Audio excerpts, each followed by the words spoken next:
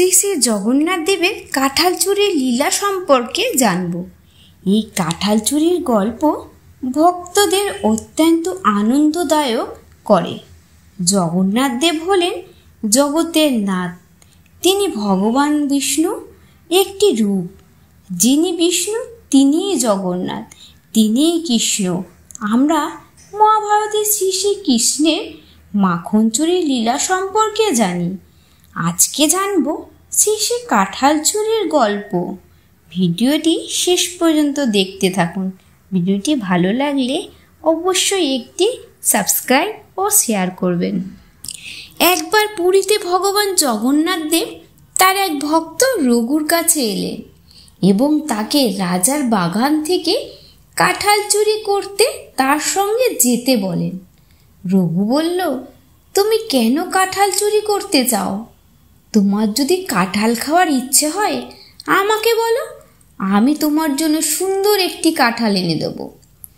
বালকরূপে জগন্নাথ দেব বলেন, এইভাবে আমি আমার ভক্তের কাছ থেকে সব কিছু নিয়ে থাকি। আমার সব কিছুই আছে। মা যশোদা আমাকে কত ননি মাখন খাওয়াতো, আমাকে আনন্দ দিত, কিন্তু তবুও আমি অন্যদের বাড়িতে মাখন চুরি করতে যেতাম। চুরি করা দ্রব্য ভোজনে বিশেষ আনন্দ আছে। আজ তোমাকে আমি উপলব্ধি করাবো চুরি করার কি আনন্দের। আমার সঙ্গে এসো। নিরুপায় হয়ে রঘু প্রভুর প্রস্তাবে সম্মিলিত হল এবং তার সঙ্গ নিল। তারা উভয়ে চুপিসারে রাজার বাগানে প্রবেশ করলেন। জগন্নাথ রঘুকে বলেন, তুমি গাছে চড়বে, আমি মাটিতে দাঁড়িয়ে থাকব। তুমি সবচেয়ে সুন্দর ও বড় কাঁঠালটি পারবে এবং মাটিতে ফেলবে। আমি এখানে দাঁড়িয়ে থাকব। তারপর আমরা উভয়ে কাঁঠাল নিয়ে পালাবো।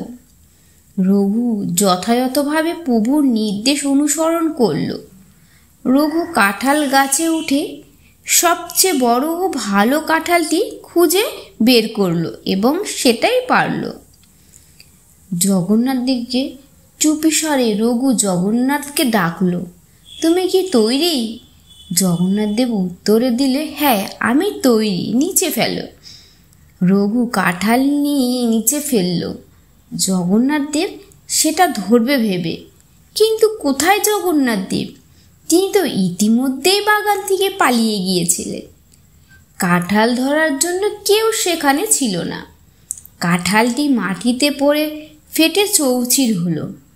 যখন রাজার বাগানের মালিক ওই শব্দ শুনল, সে বুঝতে পারল যে কেউ বাগানে ঢুকে কাঁঠাল চুরি করছে। তৎক্ষণাৎ সে দৌড়ে গাছটির কাছে এলো এবং একটি বড় কাঁঠাল ফেটে মাটিতে পড়ে থাকতে দেখল, কিন্তু আশেপাশে কাউকে দেখতে পেল না। যখন সে উপরে তাকালো তখন দেখল যে রঘুদাস গাছে বসে আছেন।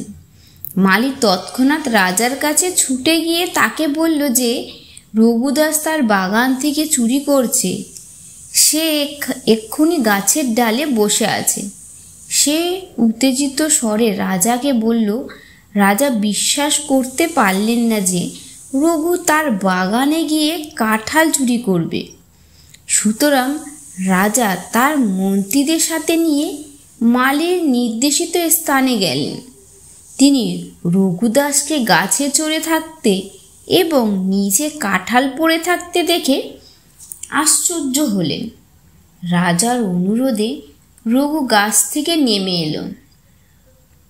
রাজা রঘুকে জিজ্ঞাসা করলেন, প্রভু, তোমার যদি কাঁঠাল খাওয়ার ইচ্ছে হয়ে থাকলে তাহলে গভীর রাতে তোমার বাগানে এসে গাছে চুরি করার কি প্রয়োজন ছিল? তুমি আমাকে একবার বলতে পারতে, আমি কাঁঠাল পাহাড়ের ব্যবস্থা করে তোমার বাড়িতে পাঠিয়ে দিতাম।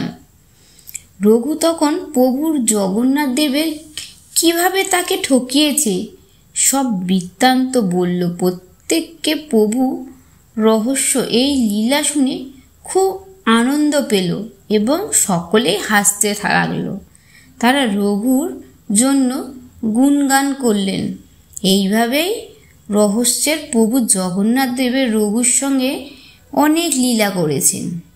ভগবান যেসব লীলা করেন তা ভক্তদের আনন্দ বিধানের জন্য।